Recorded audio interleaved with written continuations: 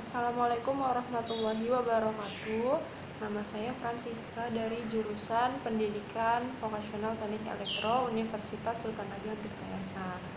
Di video kali ini saya akan membahas mengenai reproduksi sinyal audio, di mana terdapat pertama sistem radio penerima, radio frekuensi AM dan FM. Dilihat dari jenis modulasinya, radio ini menerima dan dibedakan dalam dua macam, yaitu radio AM. Jika modulasinya yang digunakan modulasi amplitudo yang mempunyai sifat amplitudo sinyal termodulasi bervariasi mengikuti variasi amplitudo sinyal informasi. Kemudian untuk frekuensi pembawa radio modulasi amplitudo itu mencakup 533 sampai 1605 kHz.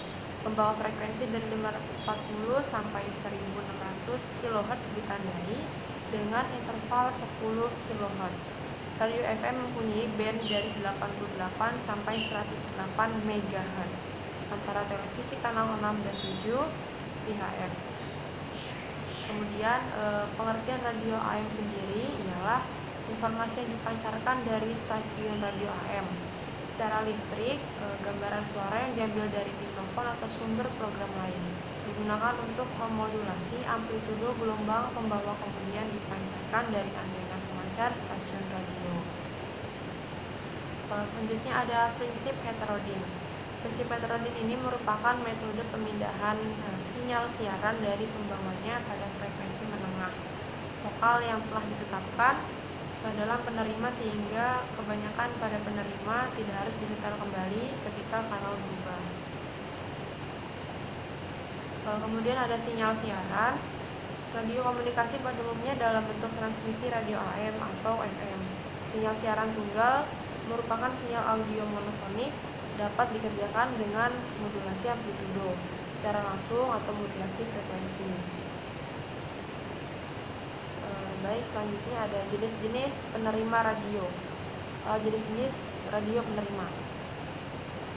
Yang pertama ada radio seperangkat kristal dasar, yang dimana pertama kali dibangun dengan seperangkat kristal tua. Jika tidak bisa dengan rancangan ini, coba dengan cek keluaran kristal. Kemudian ada penerima radio TRF, yaitu tune radio frekuensi. Tune radio frekuensi ini merupakan rancangan yang tersedia di awal-awal penguat guna untuk menguatkan sinyal.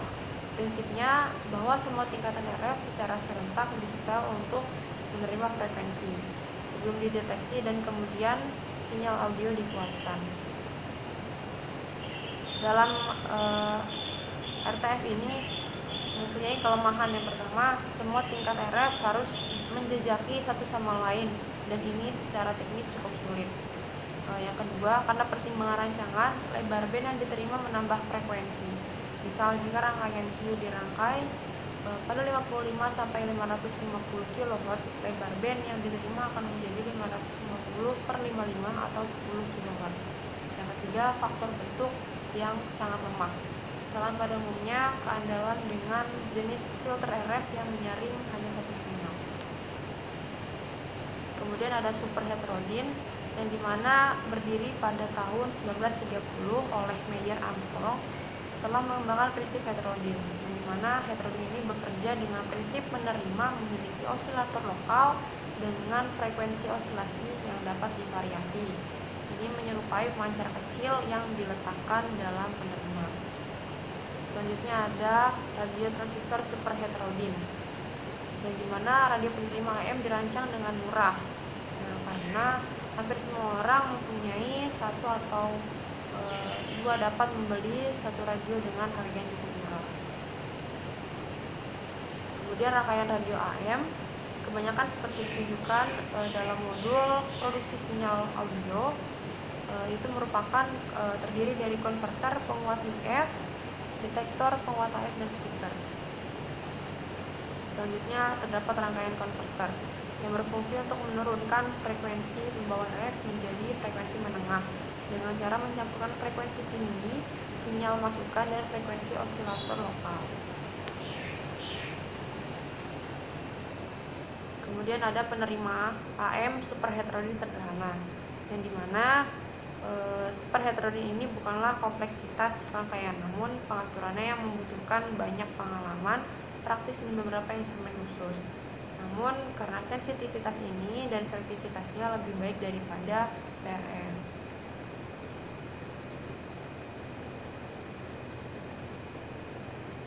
Kemudian ada super heterodim penuh atau penerima super heterodim penuh, yang dimana dalam super heterodim ini ditambahkan penguat IC ZN415E. Dengan penambahan IC ZN415 ini berbagai peningkatan dilakukan. Rangkaian osilator MFT diatur menghasilkan selektivitas lebih baik, sensitivitas piranti secara umum, ditambah IC ini mempunyai penguatan besar. Oleh karena itu, dilengkapi AHR membuat pemakaian lebih mudah dan nyaman. Kemudian juga terdapat modulasi frekuensi dan juga penerima FM super heterodim. Alat ini bisa dibilang sangat sederhana, yaitu tidak bisa melaksanakan penyetelan yang tidak bersuara, peraturan frekuensi osilator otomatis, dan fitur lain memastikan kualitas reproduksi sangat tinggi. Diharapkan dari penerima FM UHF, solusi yang benar adalah penerima FM heterodim yang blok diagramnya dapat dilihat pada modul produksi sinyal dan audio. Kemudian terdapat penerima FM dengan IC TDA 7000. Dan juga terdapat penerima stereofonik dengan IC TDA 7088T. Ada Clockwork Radio Sync yang dimana ini merupakan penerima atau menerima sinyal radio VLF atau Very Low Frequency yang dipancarkan oleh WWVB, dioperasikan oleh National Institute of Standards and Technology. Informasi waktu dan tanggal akurat menjadi acuan di United States Atomic Clock Standard. Kemudian juga terdapat model RSB S2. Dan juga di sini terdapat instalasi perangkat lunak. Jadi bagaimana ini cara untuk menginstal perangkat lunak dari CD-ROM kepada radio sync. Kemudian juga terdapat data-data error yang terdapat pada modul produksi sinyal plus audio. Jenis tag dan bias ini merupakan sebagai select dalam radio ataupun bias sinyal yang diterima.